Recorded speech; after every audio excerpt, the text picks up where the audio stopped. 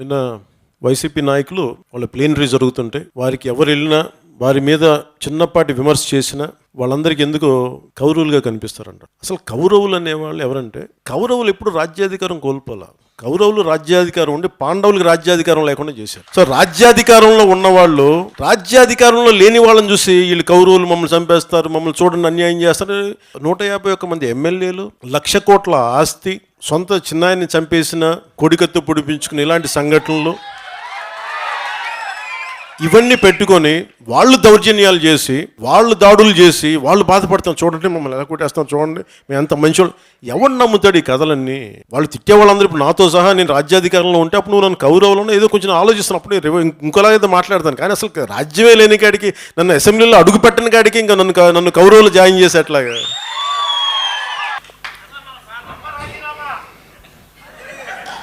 Cinema నాది. అలా చూడలేదు, అమ్మ రాజీనామానా? అది ఏ సినిమా పేరేంటి? శారద గారు యాక్ట్ చేశారు కదా.